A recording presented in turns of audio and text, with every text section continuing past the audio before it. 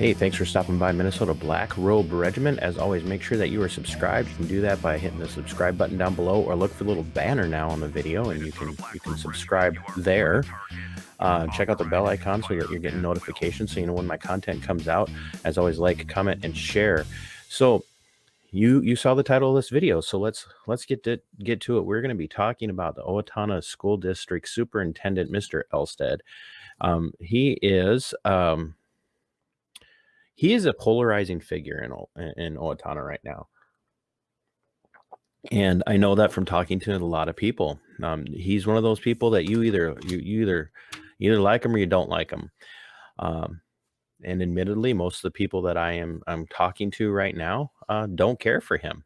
I have people that have no longer live in Owatonna, but that were active in the area who do not care for him. And I've run into a couple of people at a couple of the school board meetings who I'm sure are probably big fans of his at this time.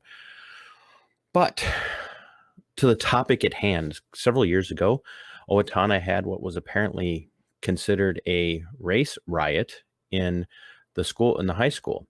And Mr. Elstad, Superintendent Elstad, went on to a regional program called, let's see, what do they call it? The Barber Shop Talk Show. And they asked him some questions about his views on race relations, ethnic. I hate the term race, by the way. We're all one race. There is only one race, and that's the human race. Inside, we all bleed red. And I'm just going to throw it out there. You all know where I come from on a spiritual level, a spiritual perspective. I am a Christian, and we're all made in the image of God. We are all Imago Dei. And that is what gives us our value, is our dignity. It gives us our pursuit of liberty and equality, is that Imago Dei, the image of us, as the fact that we are created in the image of God. And so I am not going to separate people by race. There is only one race. It's the human race. And there are ethnos, there are ethnicities, but that does not stop us from being the same race. Because I have a particular ethnic heritage. I am predominantly Scandinavian and German. That makes me no different than my dear friends whose ethnic heritage, their ancestry is from sub-Saharan Africa. Period. Or my friends who hail from the Far East Asian nations, or my friends that are Hispanic. There's no difference between us other than where our people are from. That's it. So I want people to understand that. I hate the term race. I hate the term racism. I hate racial language, and I think it's a discredit to us, and it's a disservice to us. So now we're going to tune into the Barbershop Talk Show. So I'm going to skip some of their opening. I like what they got. I love the fact that they have a channel. Get your views out there. It's awesome. Get your perspective out there. I think that's amazing. I think we should do that on a regular basis. I'm like, look at me. I got a YouTube channel, and thanks to everybody who has subscribed in the last month. I'm overwhelmed. But that aside, I'm going to skip their opening. It's not all that important. But I do want to focus on something, because two things right here before they start talking to Superintendent Elstad, two things that happen here are going to show us where they're coming from. And they're pretty telling. So big thing coming up on October 5th, 2019, the Twin Cities Information Expungement Fair. A lot of our folks have overcome a lot, and they're trying to move on with their lives, but one of the things they want to get done is expungement of their record. This is a big thing being ran by Minnesota Attorney Keith Ellison. So he'll be up there if you want to know information about expungement. So I'm not going to make any comment. This is telling you a little bit about where these individuals are at, and that's fine. Everybody has a bias. Everybody's biased. everybody's bias. You know, if I dare say, everybody has an implicit bias. No, I do want to comment ahead of time. While they don't say anything explicitly here, what they're about to say is, they're again indicative of where they're coming from. You know, we always talk about the elephant in the room topic, and really, there are no elephants in the room as it relates to the barbershop. So actually, we probably need to change this title. But the topic.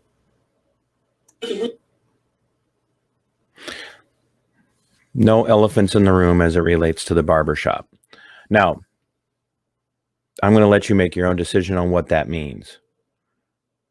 But I'm pretty sure that we know what that means and why it's being said.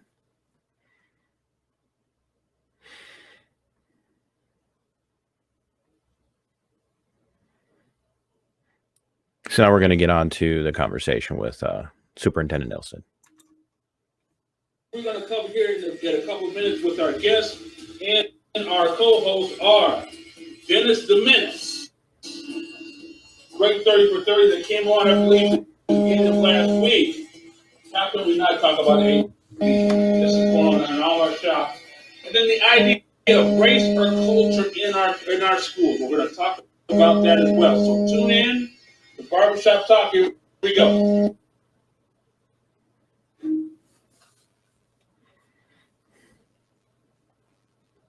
Yes. All right, Barber Shop Talk family, welcome back in 2019-2020, and we're back again. We've got the director, Andre Crockett, co-host Bud Whitehorn, and we can't forget Jeff the Barber. Our guest with us today is Superintendent Jeff Elstad with Owatonna Public Schools, so we'll be talking to him. But let's get into some elephant in the room topics first. And Jeff, you don't have to chime in if you don't want to. I know you have to take a political position, but you can if you want. Just a minute. Earlier this week, I believe it was 30 for 30, they had a show on.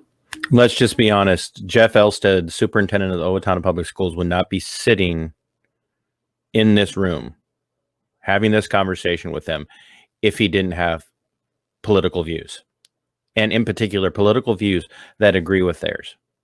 And that's fine. Freedom of association. But what I want you to understand is that he's sitting in this room having this conversation in his official capacity as a representative of the Owatonna School District.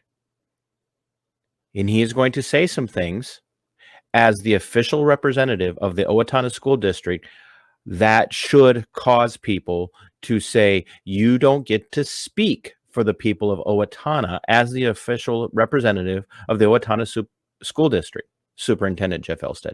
You don't get to speak that way. What period? He is there because of his position. He is there because of his political views, and he is speaking in his capacity as superintendent. If this was any other person coming in and speaking in the capacity of what they do for a living, and they were to say some of these things on a different show. Just to play high-stake competition sports first, you got to deal with the trauma first, because and what's so good thing about this is that just like they do yoga and everything. I want to hone in on something here. We hear this word over and over and over again in our culture. The trauma. So let's talk a little bit about trauma for just a second.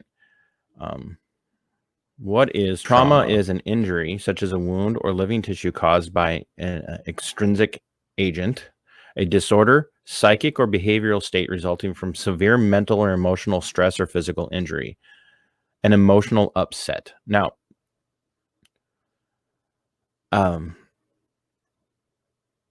I struggle with how much we use the word trauma right now, because what this is doing is this is building up an argument for this person has experienced, and notice everybody's got trauma now.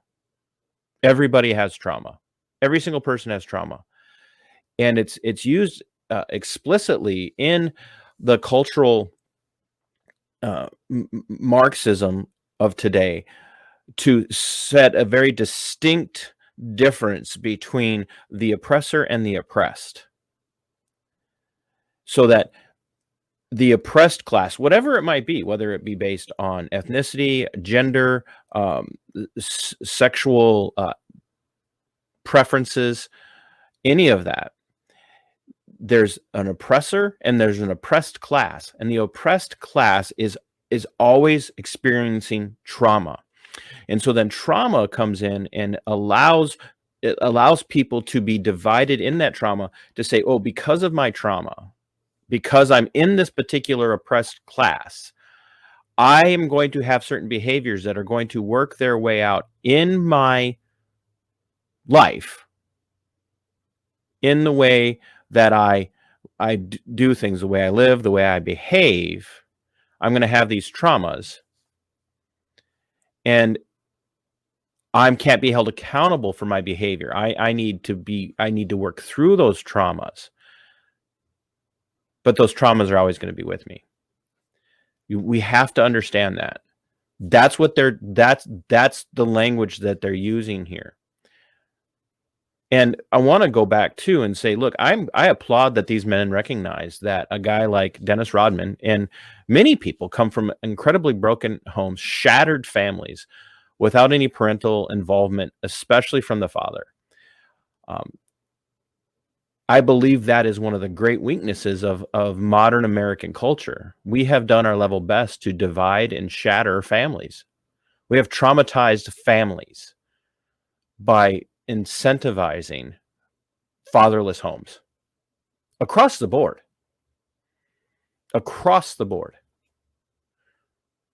And so, yeah, that needs to be addressed, but not everything is a trauma. But the way that it's used and what you're hearing here, everybody has a trauma. Well, that goes to our next subject in dealing with this at a different level.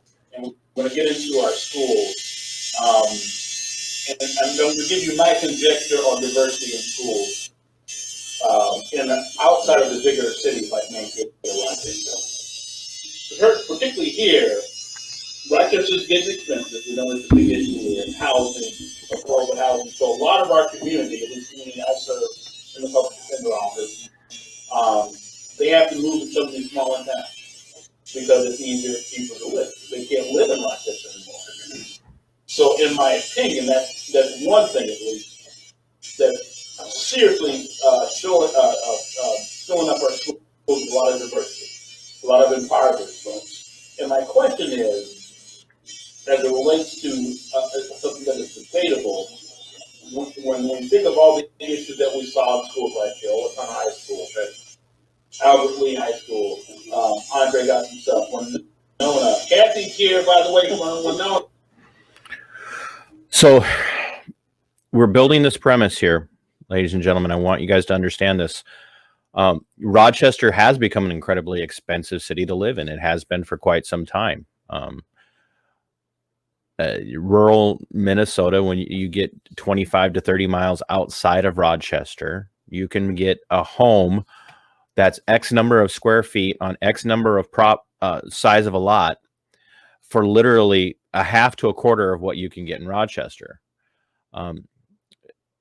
Rochester is expensive, but the implication of the comment was Rochester's expensive for impoverished people, and impoverished people here is code for minorities, for the oppressed class.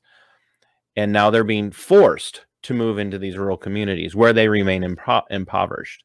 So there's a premise being built up here, and it's basically it's an implication that Rochester somehow is responsible for forcing impoverished people out.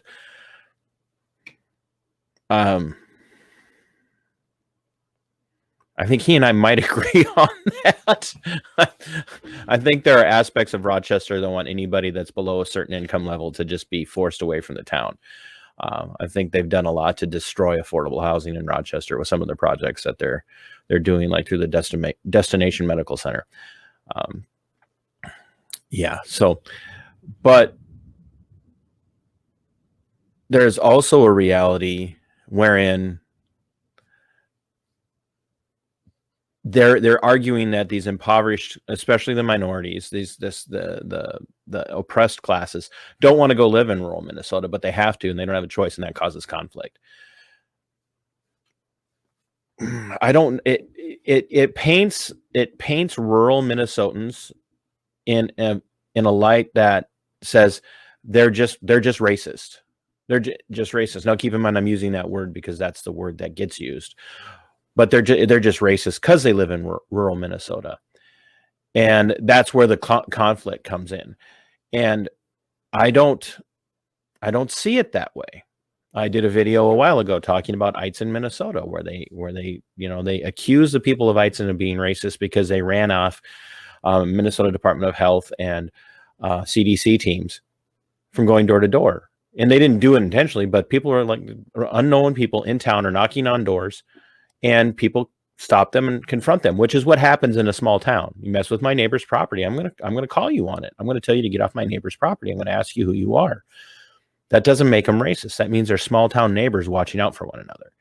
So that's the way small towns work all over the country, whether they're predominantly white, predominantly black, predominantly Hispanic. We watch out for our neighbors. You don't get that in larger cities, which is why you see crime surges in larger cities, because people don't care about each other anymore.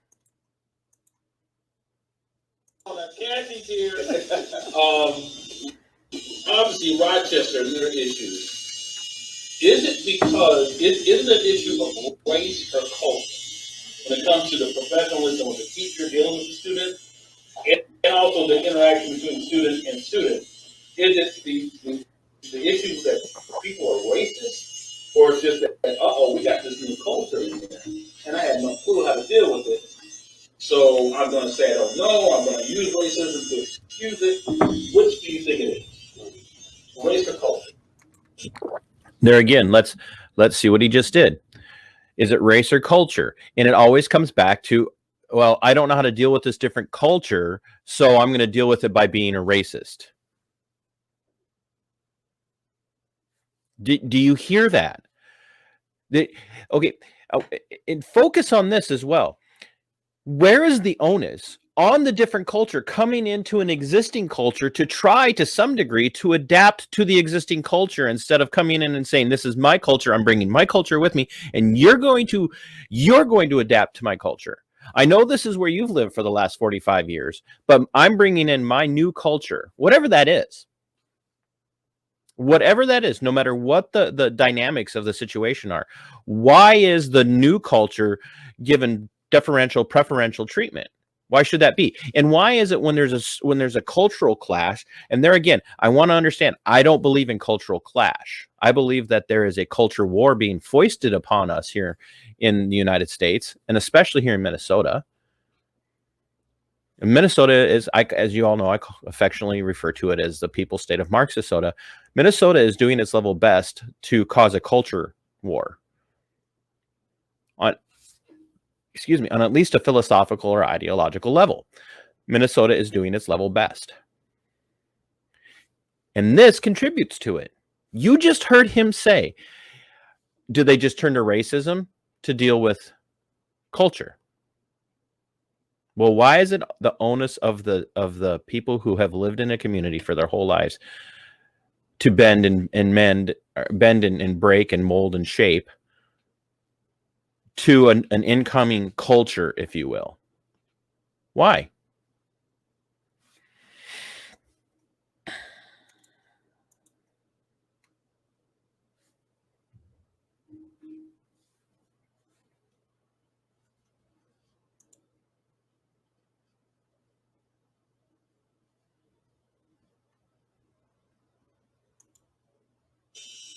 I think it's a combination. I think it's definitely a combination. The teachers don't know how to deal with kids from, well, some of the teachers don't know how to deal with some of the kids from the inner city. So what looks like a craft service to some of the teachers should be something more of a conversation. Right. And the different levels of the different kids is just very, very disturbing if you look at the numbers for a lot of years. Right. I would say combination of both too. I see it comes and there's different kids that speaking of our community that loud, their voices, they're passionate, and it's different. It's different than the Minnesota Knights of the, not being respectful. Been here 15 years, whatever long I've been. So I guess I'm a Minnesotan now. But I think it is culture, and then it gets into that racial piece. So. No, I would agree, and I think what Bud said is it is a combination of both. What I see is, particularly in Owatonna, when we have, especially students that are coming from East Africa or families from West Africa, and the biggest difference that I see is just a fear of the unknown around the difference between Islam and Christianity. Right. And I think that's the cultural piece that I see playing into it. We don't understand. I don't understand East African culture. I don't understand African American culture because I didn't grow up in it. Right. And we all bring our backgrounds, and I think the biggest thing I see is the staff learning that they carry with them some bias. I mean, it's unconscious bias, maybe it's overt bias, but they carry it with them all the time. Do you hear that? The Owatonna Public School Superintendent Jeff Elstad said that his staff carry with him bias, and some of them it might be overt.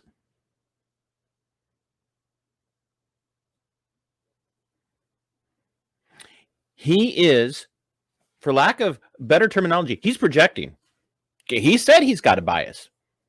And because he doesn't understand East African culture or African American culture or Black American culture, he's got a bias.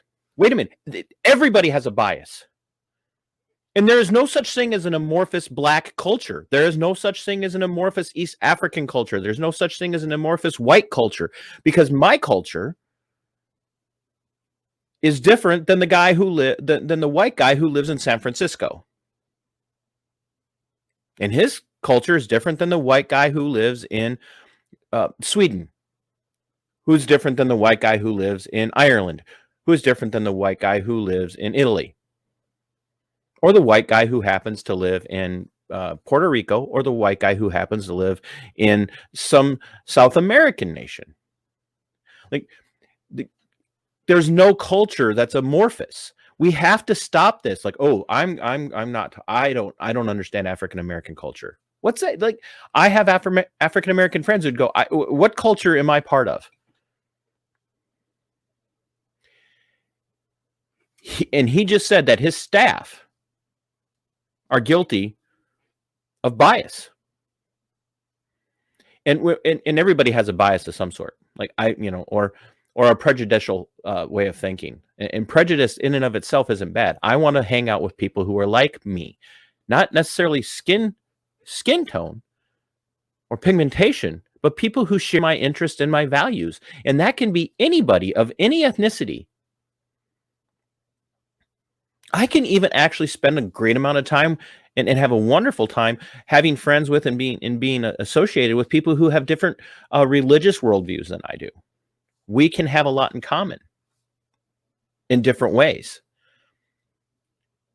But this is an amorphous, white people don't understand these cultures, and then they use racism to interact.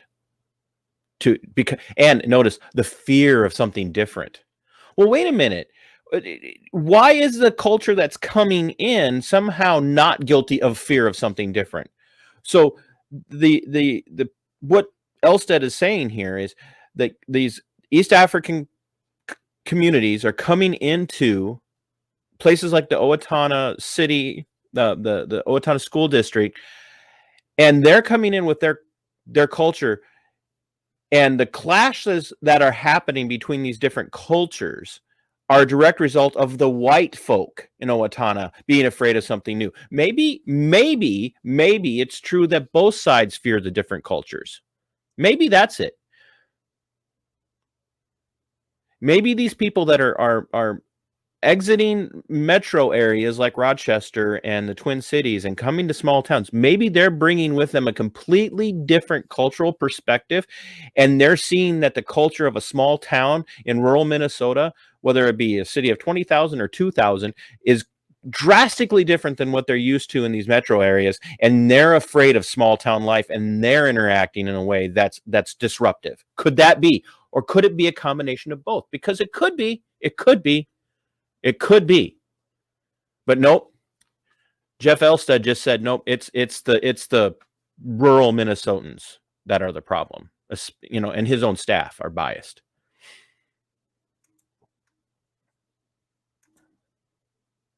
And it's not something that, because as a white male, I can't walk away from it and feel this guilt, blame, and shame, because then I walk away from the conversation. Because look, I'm white.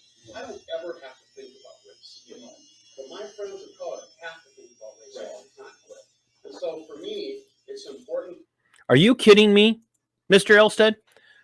Even in 2019, when this video was shot, race, ethnicity, please, is everywhere at this time. It's everywhere. This conversation has been getting foisted onto our society for 10 plus years, and it has ramped up since 2009, since 2010 and 12.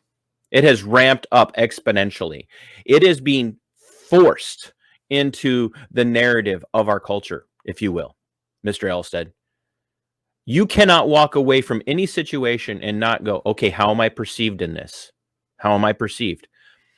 If I don't say just the right thing in this particular situation to anybody, it could get me. It could get me attacked. It could get me canceled. It could get me threatened.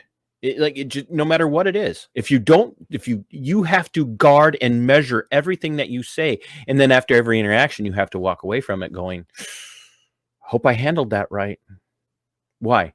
Because I am a white person interacting with X, or I am this particular ethnicity interacting with this particular ethnicity, and we're reading everything. Even in 2019, we were reading everything through the lens of ethnic divide, and the fact that whites especially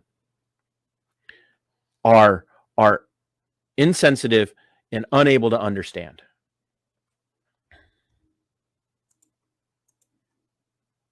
That white teachers, white administrators like myself have a clear understanding of our bias going in, and that we work through our journey to control that, to try to understand a different perspective. You brought something up on that when I was a principal here at Willow Creek. It was my journey of learning that just because we had a group of black students that were being a little loud and boisterous didn't mean they were doing something wrong. But I grew up in a world where you keep quiet, you keep your head down, and you keep moving forward. But it was my journey through that and my experiences here that I think helped equip me to understand that you have to approach every situation and understand what their background is and their experiences are before you start to judge. But once you start judging, it's right. I agree. Well, you heard the man. On our first show this year, we have Superintendent Jeff Elstad from Owatonna Public Schools, and we're grateful that you're here. And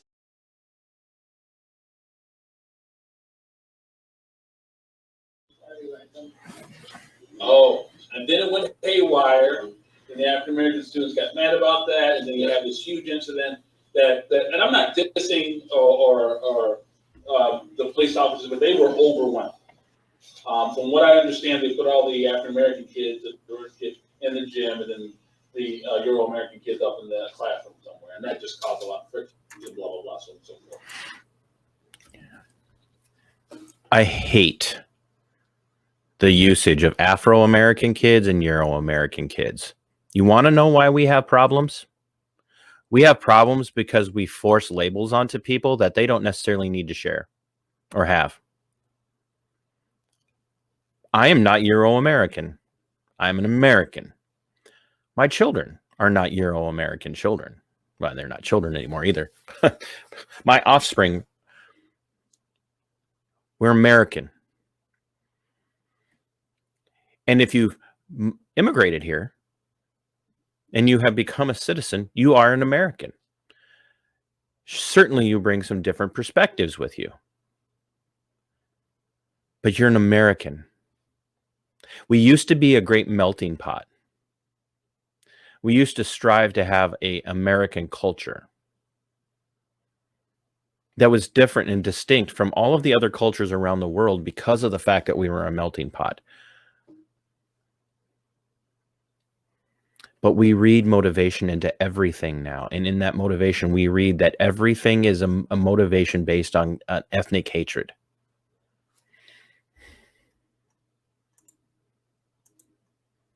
I did happen to go to the some of the meetings afterwards and talk to some folks there. Obviously, an ugly situation with media. It looked uglier than what it was, but it was a huge representative of what we are dealing with. Andre got a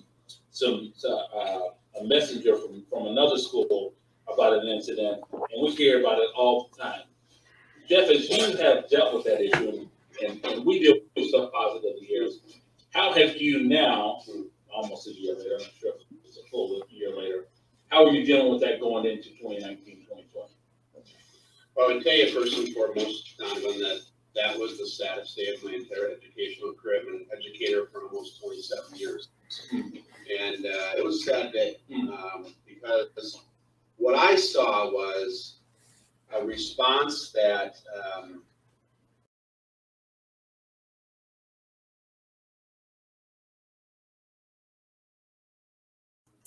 how have you now, almost a year later, I'm not sure if it's a full year later, how are you dealing with that going into 2019, 2020? Well, I can tell you first and foremost, Donovan, that was the saddest day of my entire educational career. I've been an educator for almost 27 years. And it was a sad day because what I saw was a response that was overwhelming for everyone. Right. The response, I believe, could have been different. I think we learned something. Right. One of the things that we forget about is that teenage kids rely on relationships because that builds trust. Right. And when that trust isn't there, and one of the things that we put into place is the police have to do their job. When they come in, they're set to do a certain job. Right. But as an education system, our first intervention is always using the relationships that we've garnered with students to help them understand, help them through something. I'm not excusing any of the behavior that was there. Right. But what I am saying is that it's important that we rely on a school district to have good relationships with students to where we can take a situation and try to de-escalate it to a point where we get to logical conversation. Yeah. What I saw made me so sad that day was I didn't see kids being unruly. I saw kids that were scared. Yeah. You know, and that's what probably got me emotional is that our kids were scared. And I was in the gym and I saw kids scared. I saw kids running around trying to kind of say, it's going to be okay. Let's just, settle things down. But it erupted. And, the one thing that we learn is, unfortunately, we learn from mistakes. Right. We made some mistakes in the school district along the way. We worked with the Owatonna Police Department and other law enforcement officials. We've all debriefed part of this to know how do we work with this differently. Right. So moving into this school year, last year we had some major repair work to do with our students because they're a lifeblood. Right. And so we worked a little bit with Bukata Hayes from Mankato. They came over and worked with our students, both in large groups and small groups. We also engaged in a different process about how we work through discipline. We hadn't done a lot with restorative justice, restorative practice, and so we've actually implemented that full steam this year because that healing and learning comes from conversation. Right. It doesn't come through punitive action. It comes from conversation about how do we fix things, how do we equip students to better handle something when it happens. Right. Yeah. And the other thing is we're working to try to be more inclusive of those students. And I would say we're much like many other rural communities in that we bring the experiences of the white background that's there. Right. And it's learning how to respect and understand. And the other thing we're doing, and this is probably So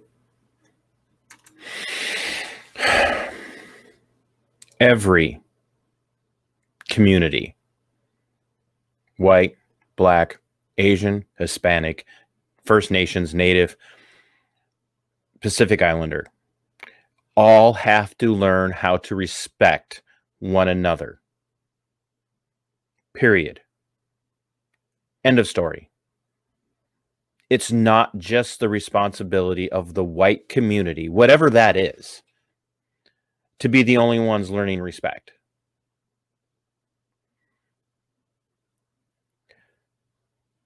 Period.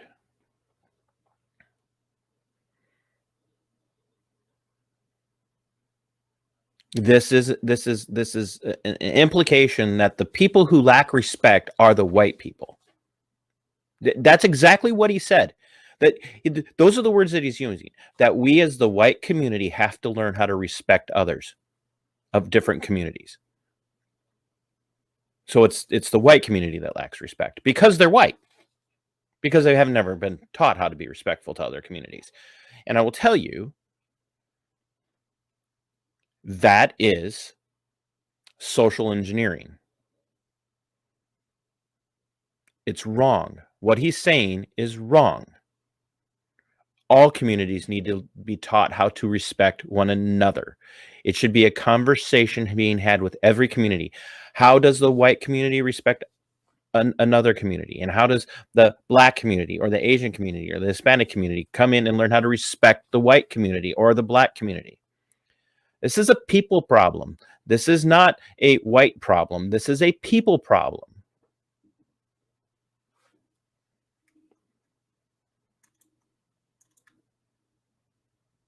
I brought our administrative team through the Glenn Singleton Craig's conversations about race. And you know what? It's such a great platform because it talks about the journey, because you can't, because you don't want to talk about it doesn't mean that you have an obligation to talk about race with our students. This is probably the most challenging. Right. So last spring, when things was probably about April, I had a student come forward to me and say, a white student, hey, Mr. Elstad, when are the adults going to be ready to talk about race? Because we're ready to talk about it. Oh, wow. That's empowering. Yeah. I hear that student doing it. Yeah. And so we started to do some things. We have a big group, our diversity inclusion group. We're trying to commingle that with our student government. Because one of the things that we recognize is that our students of color at Owatonna High School and within the system haven't been offered or had the opportunity for leadership positions. Right. We need to change that law. Right. No doubt. So. Well, that's good. How are the students doing? I have a daughter that was in the riot there, the mini riot, I'll call it. And she had some feelings around that.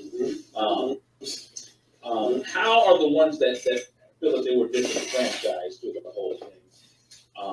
Obviously, in the form of our minority students, how are they feeling? Because what I got from what I heard is, they're not going to do anything about it. It's just another issue. This is always here. Nothing's going to happen. How are they being fed? Well, the first thing is this.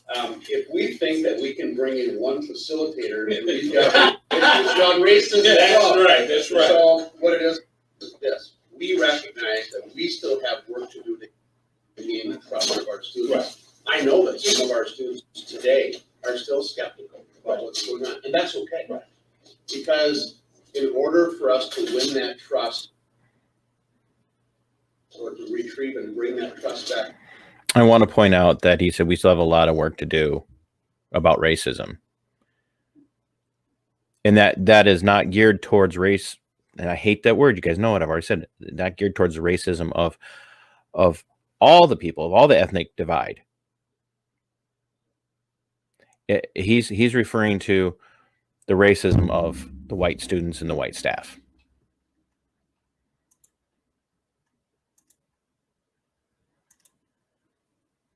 into the circle. Right. We have to keep doing things. We have to keep talking about it. We have to realize that our work around race is never done. Right. We don't check, we don't check an anti-racist behavior as a checkbox. Say, well, we've done that and we've learned that. Because I've said before, we will never, ever be done. Mm-hmm. it's a consistent journey for us to learn more. I'm in a different spot than I was a year ago, but yet I have a long way to go to in my own understanding. Right. So I own that. That's good. And so one thing that, you know, what I realized is that, that some.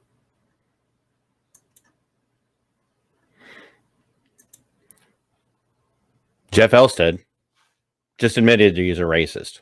He's a racist. Okay. Does that mean everybody else is too? And if they say I'm not, does that mean they're a racist because they're saying they're not a racist because they're a white person? I mean, there's so much wrong about this. So much wrong about this. And this is why the Owatonna parents who are rising up and talking about critical theory and critical race theory and intersectionality and comprehensive sex education and all of this stuff, this is why this is so important. This has been his goal from the outset. He's literally the one that's bringing ethnic divide in the Owatonna schools, because he's looking at the white students and saying, you're the problem because you have a disrespectful culture, because you have your own culture and you're not being accepting all these other cultures. There's no impetus. There's no pressure on any of the other cultures in his eyes to learn how to be respectful together. How do we come into this together and become the melting pot that has made the United States the once great republic that it was? We are more divided now because of this kind of thought process than we were right after the successful work of men like Martin Luther King Jr.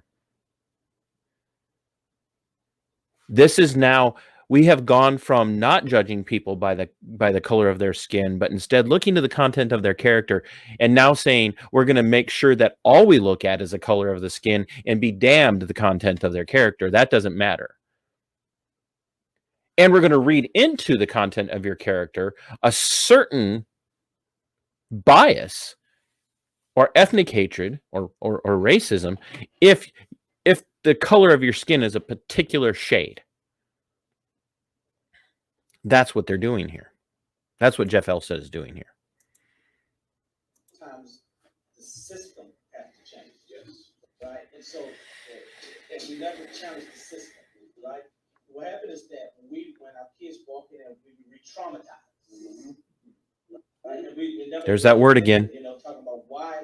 It always is the question: why do kids act this way when you live outside of the school district, right? The school system, right? It becomes a safe place, right? And when they get into the system, things trigger.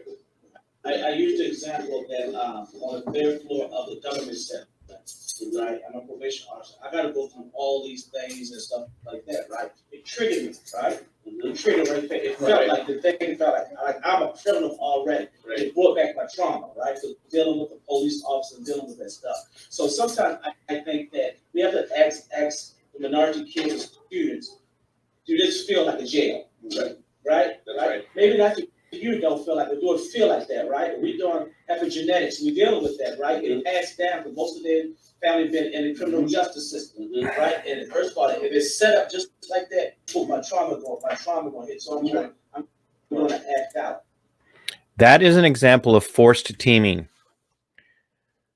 What that man just said is that most African-American children's families have been involved in the criminal justice system. That could be the case for some, but it's demonstrably untrue across the United States. You mean to tell me, let's just say by most he means 85 to 95% of the people in a particular community.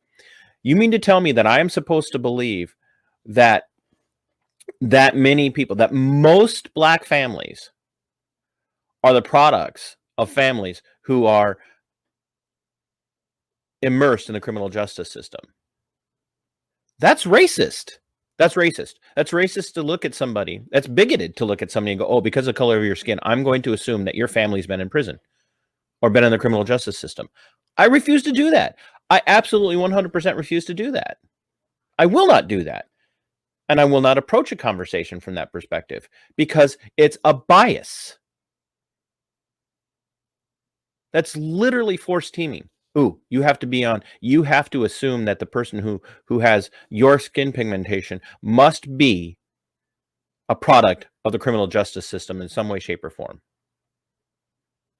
And so therefore you're going to see things like metal detectors in a school, which I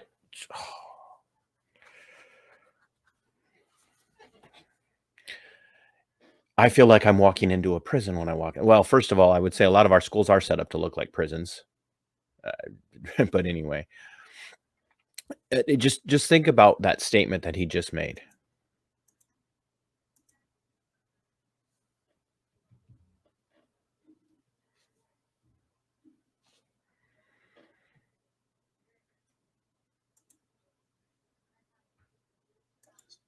So are you doing something to change the system as well? Well, part of the system is changing the adults that form the system. Yes. A couple of things that I've been working on right now is, and it goes out, for me, it goes all the way to our school board. Mm-hmm. Because the school board sets policy. Yes. And within that systemic racism, there are pieces of policy that. There it is. Did you hear that? The school board is systemically racist. The school board is systemically racist. Are you kidding me? And he says he's going to change the school board. He's going to control. He's a superintendent. He doesn't get to control the school board.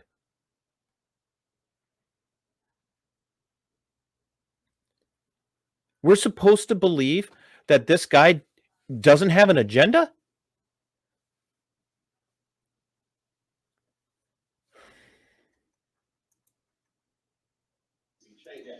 And so we're bringing our school board right now to the greatest conversation about race. And I think it's the first, maybe, I can't speak for some of like Minneapolis and St. Paul and others, but we're maybe one of the first rural districts of taking our school board through that crazy conversation protocol to understand the 6 conditions and the 4 agreements that are there, because it makes a difference. And this is the filter I use every time, and I encourage other administrators and board members alike, and even our teachers, think, what does race have to do with this?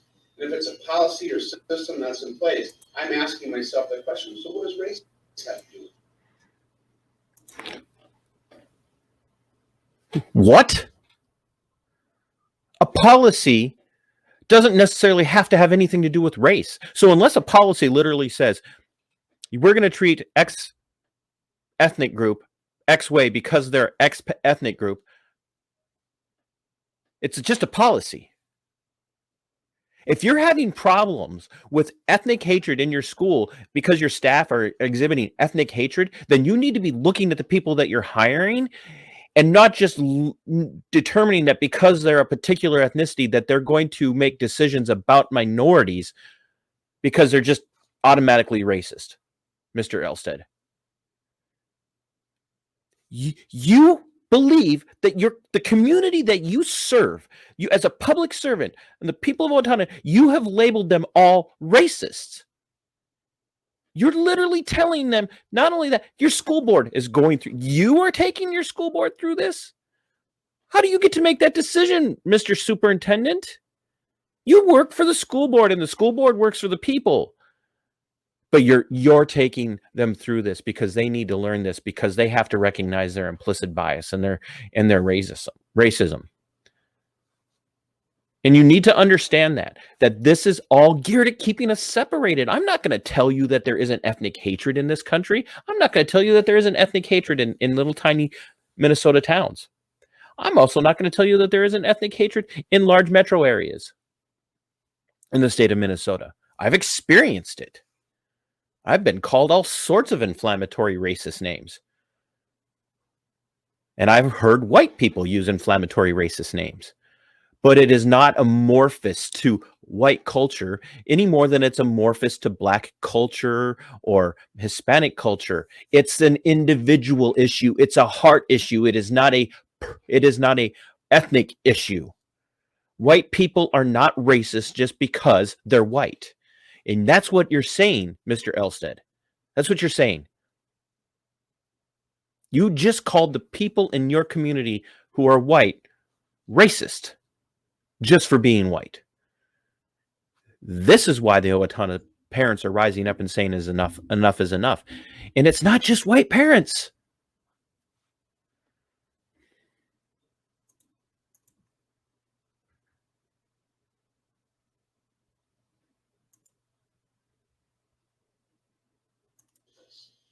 You know, and I think about that, and that lens helps, I think, take down some of those systemic barriers. The other thing that we're doing, and I recognize that racism is not isolated to school district. This is a community-wide effort, and we have to change adult behavior. And so this is the filter I use every time when I encourage other administrators and board members alike, and even our teachers, think, what does race have to do with this? And if it's a policy or system that's in place, I'm asking myself the question, so what does race have to do with this? You know, and I think about that, and that lens helps, I think, take down some of those systemic barriers. The other thing that we're doing, and I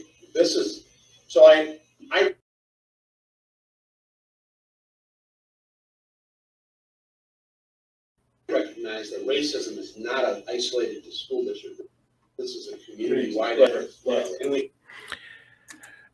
and there it is again. Racism, and understand, when they say racism, it is not a totality of the entire community, white, black, native, Hispanic, and Asian. He's saying it's white folk, because in this current narrative, the only people capable of being racist under the current narrative, according to things like critical race theory, according to intersectionality, the only people capable of being racist are white people, because they've changed. Well, first of all, there again, we shouldn't be using that word, but they've changed the word racist to now mean, instead of just not liking somebody because of their ethnicity, the color of their skin, racism is power plus it's a bias with power and privilege. In other words, white people are the only ones that can be racist because they're in a position of privilege and they have the power to do something about it. That's what it's become. It's no longer about viewing yourself as better or superior because you're a particular ethnicity. It's about being a particular ethnicity and then having the position and the power and the privilege to do something about your hatred. And then every single white person is a racist because of their power and privilege. Jeff Elstad, the superintendent, speaking as the superintendent of the Owatonna Public Schools,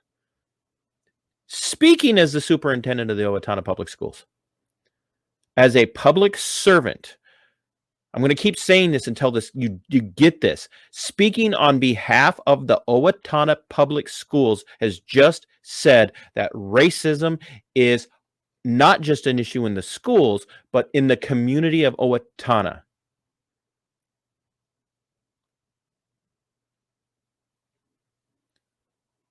If he doesn't get disciplined for speaking as a representative of the school district and saying this kind of stuff, there's no hope for your school district. There's no hope for your community. This is furthering racial divide, ethnic divide in Owatonna. He's speaking officially on the record as the superintendent. We have to change adult behavior.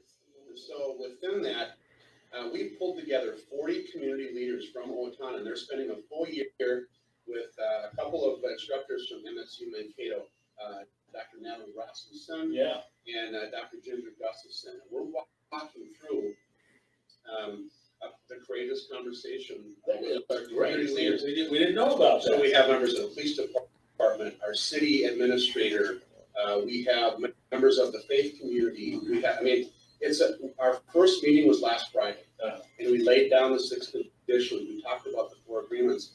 And when I walked away, I was expecting, okay, which one of my white colleagues is going to walk up and go, this is really heavy and I feel really guilty about this, but then we walk away from the conversation. Absolutely. But I would say this, I'm proud to say that everyone came up and said, this is the conversation we have to have. That is great. I'm happy about that. Because that means that helps us not only take down the systems within school districts, but take down other governmental systems that have set up those racial barriers.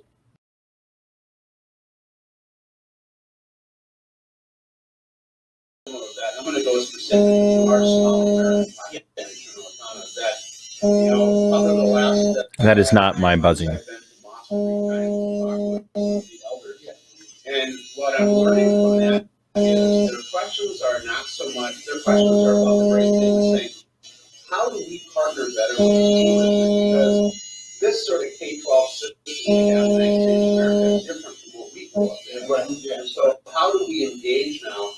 And I think one of the biggest linkages we have with and I don't want to call them non-professionals, but I want to call parents, community members. How do we engage our parents? For me, as an educator, I look at parents and how do we continue to partner with them, but how do we walk them through the journey as well?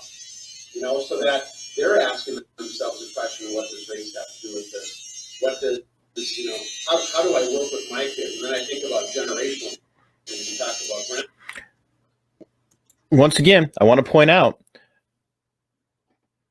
he wants to train the parents how to see race in everything.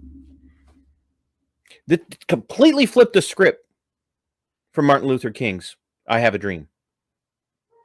Completely flipped the script. 100% script change. Now I want to train white people to see nothing but race and assume racial motivations in every one of their interactions. That's what they're trying to do. And that's what he's saying. He's going to foist this onto the parents in the Owatonna school systems. And then they teach your kids to look at it that way. Ooh, wait a minute. Is this response based on race? Can we just interact with each other as human beings, please? Can we please stop talking about this? Not because it doesn't exist, but because the more we focus on this crap, the more dangerous this is going to get for us.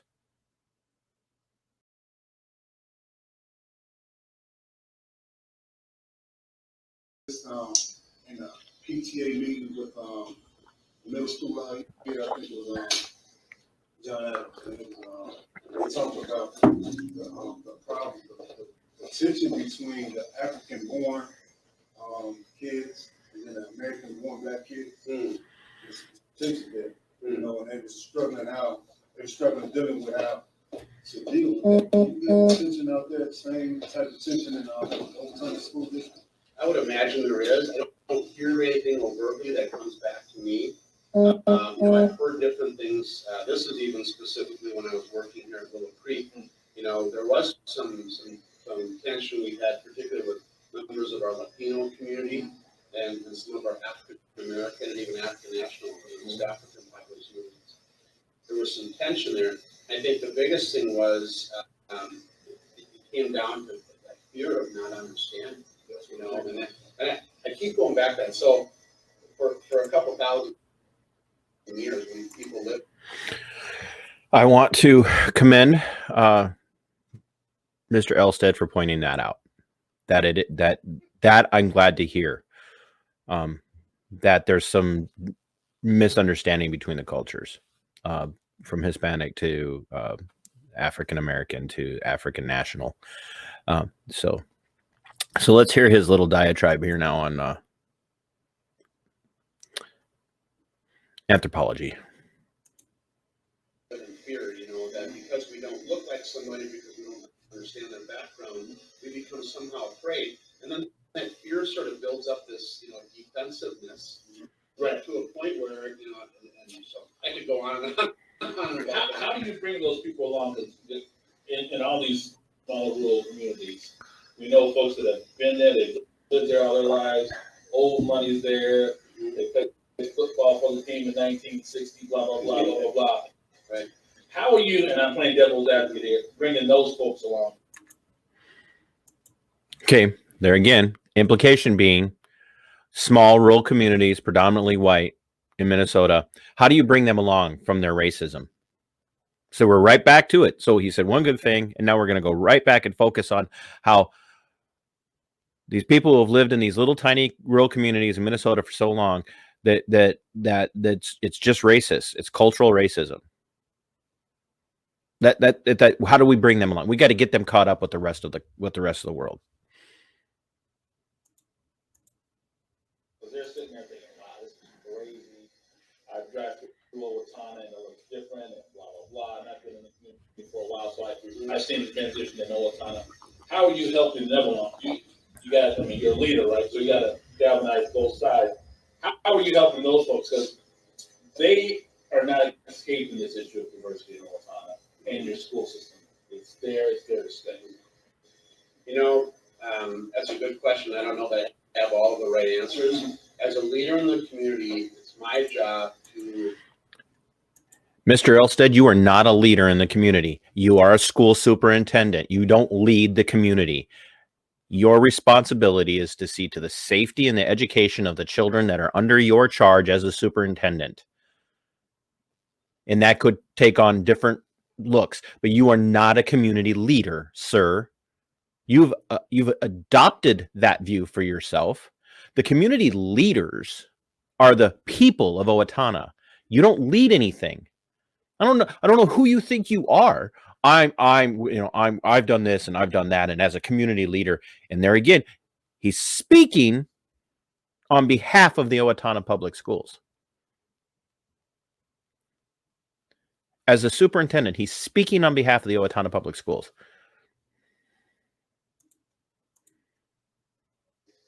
You know what?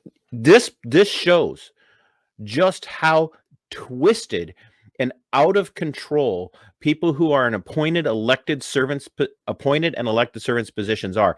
They get into these positions and they think now it's their job to come in and change the way everybody else operates. Once again, I'm going to say, if there are people who are guilty of ethnic hatred in the Owatonna school system, they need to be, they need help. But it's an individual issue. It is not a systematic issue. And Mr. Elstad has repeatedly implied and flat out said it's about racism, not only in the school system, but in the entire community of Owatonna. And as a leader in the community, he's going to change that. All he's doing is setting up divide along ethnic lines and cultural lines. He's setting up the divide. He's forcing the divide.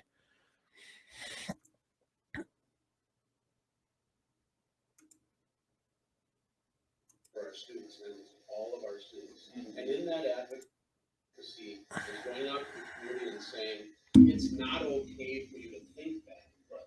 And I often call myself a neutral interrupter.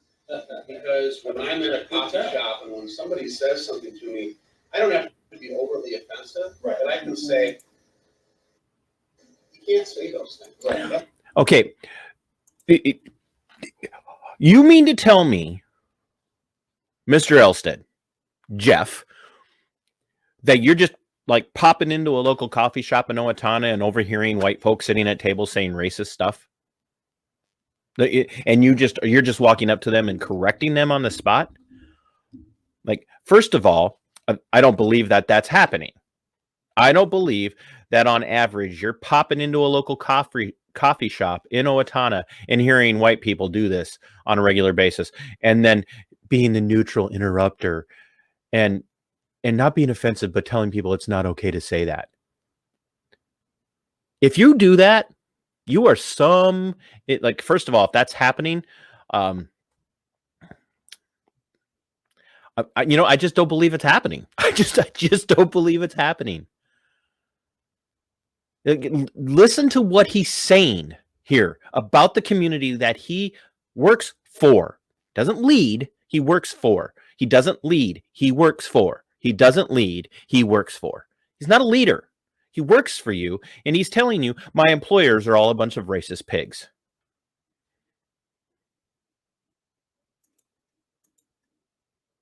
That's not okay, because one of the things, and this goes back to the fear factor, which is we are so much more alike than different. And I know that sounds kind of trite, it sounds like it's the truth, yeah. But the thing is that I know that when black families come to me, they love their kids just as much as I love my kids. Yeah. Right. And when they come to school, and one of the things I learned very clearly. Well, duh. Has anybody ever said they don't? I think, why is that even coming out of your mouth? That's racist. That you feel like you have to clarify that. Do you think that white people are running around going, here in Owatonna, white people love their kids more than black people love their kids? Like, no. Like literally no. Like, that is not happening. So why did that even come out of your mouth, Elstad? Like you are so wrapped up in this cultural Marxism, you will say anything to disparage thought process of anybody who has white skin. This stuff's like, this makes me so mad, because this is not how the average American person thinks. It's just not the way we operate. And you're trying to make us operate that way. You want us to look at people based on their skin pigmentation, on their melanin count, and see them differently. And then feel guilty about seeing them differently because you've told us we have to see them differently, because being colorblind is racist.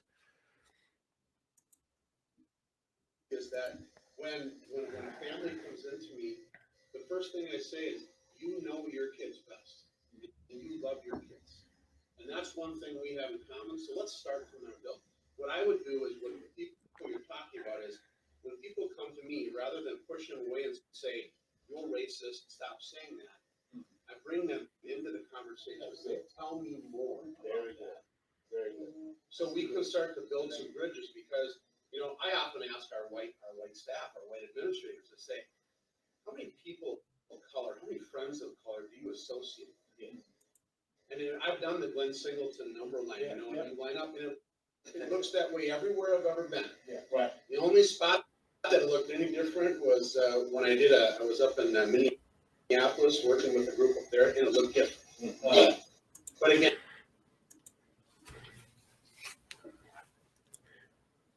I ask my white staff, how many people of color do you have as friends?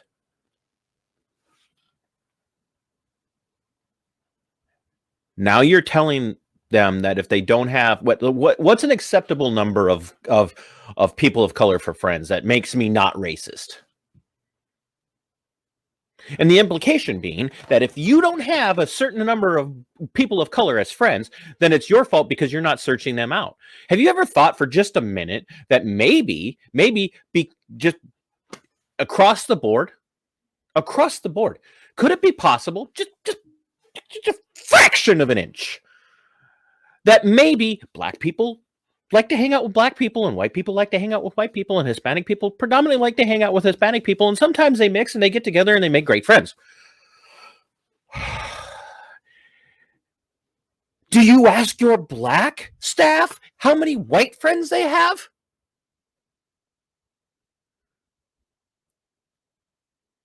You wouldn't dare. You wouldn't dare. You want to know why? You wouldn't dare?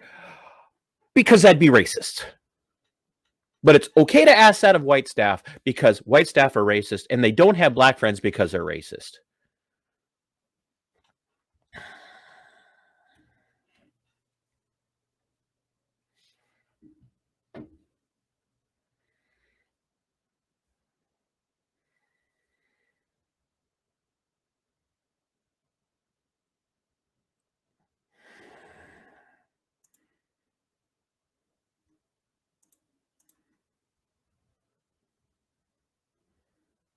and for me, it's about engaging people and bringing them into that conversation, because if I push them away, it's just going to exacerbate their feelings. So and trying to create an understanding and say, did you know that? You know, do you understand? You know, so that's where I'm at. I'm a warrior. I believe in every one of our kids, and I feel that's my job as a leader.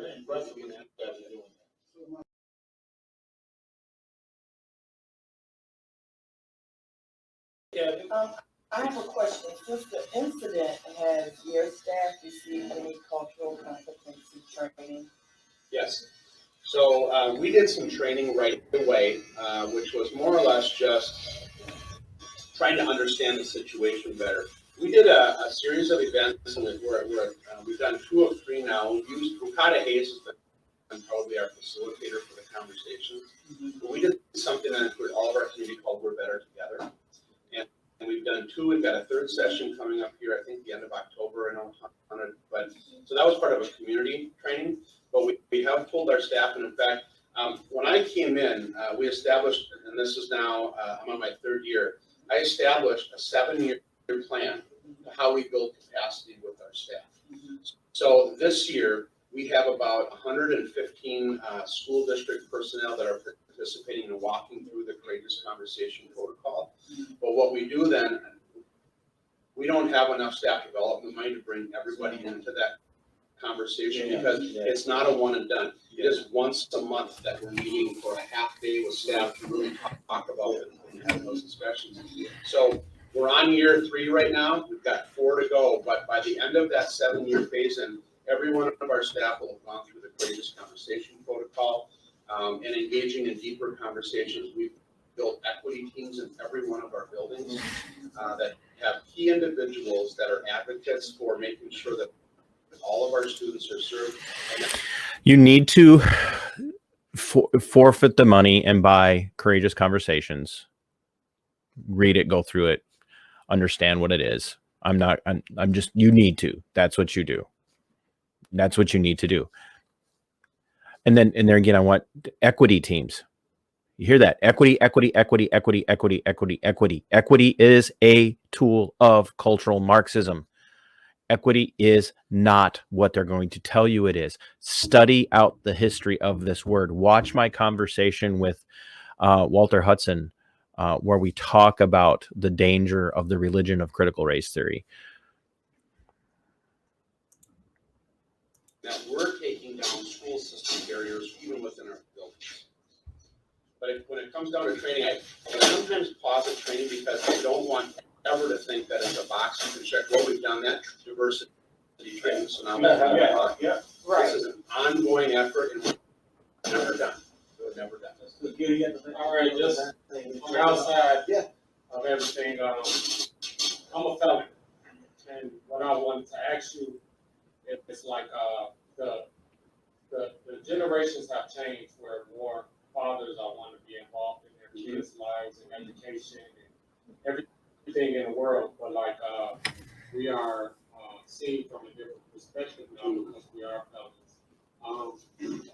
I was just wondering, like, in the educational system, you know, it should be, well, I'm saying for myself, it should be some change because we're needed there now and we want to be there for our kids' lives. And I was just saying, like, can it be some changes, because it'll make a lot of more people come to, you know, the education part if they know that they're able to help as felons. And I don't know what, like, I mean, I know it could be completely different situations where people who do have certain felonies are not allowed, but I think that's really important. You know, I see that we think the conversation about felons being able to help in education.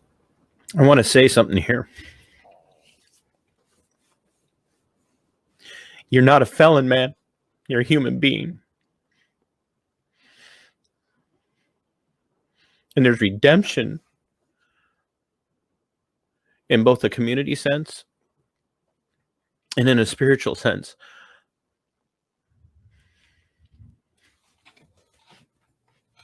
You're not a felon. Stop thinking that way. I mean, look at you. You got a business.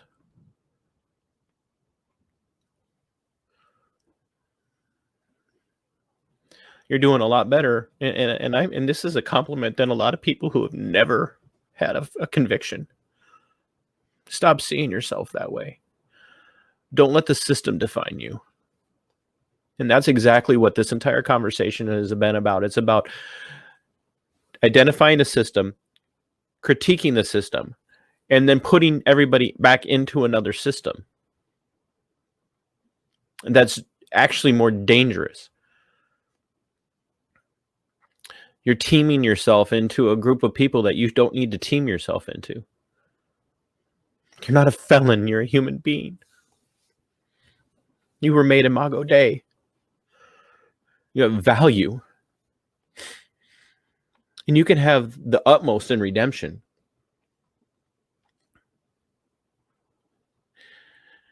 If you repent and believe the gospel.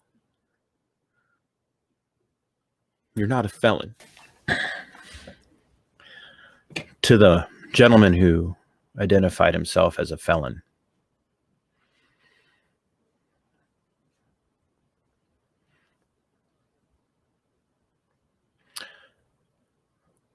There's a worse guilt in life than having broke man's law. It's breaking the law of God. And you can never atone for your own crime against God. You can never pay enough of a penalty. That's why Orthodox Christianity, and I don't mean like Eastern Orthodox or Greek Orthodox, but Orthodox, genuinely doctrinally sound Orthodox Christianity teaches an eternal hell, because eternal hell is the only justice that can be meted out to people who have sinned against an eternal God. And it is why God the Father sent God the Son to come and absorb his wrath on the cross, because he's taking your hell.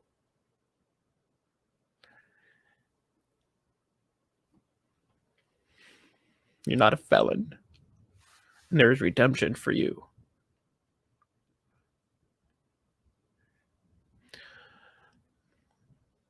If you confess your sin to God and repent of it and turn away from it and cast yourself at the foot of the bloodstained cross of Jesus Christ and call out for his forgiveness and his mercy and his grace, he will grant you that, and he will fill you with the Holy Spirit. He will make you a new creation in Christ, and he will set you on a path of obedience, and you will be saved. But you must repent and turn from your sin. And that may not expunge your record, but will wipe your slate clean in the eyes of God.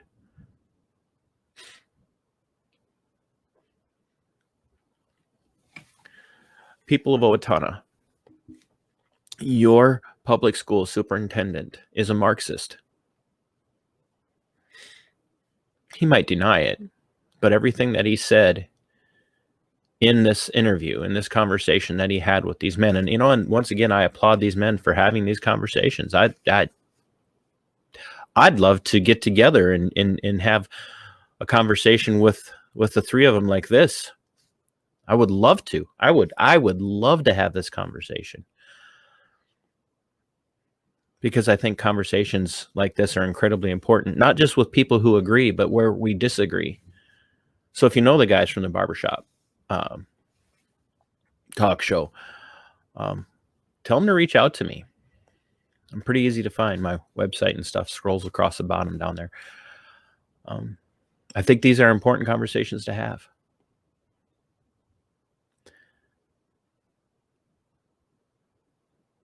But Owatonna, you have a Marxist for a school superintendent.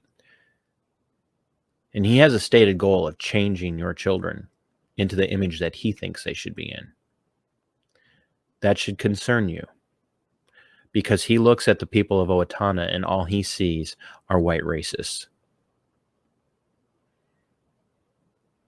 Because that's what cultural Marxism does. It divides along ethnic lines.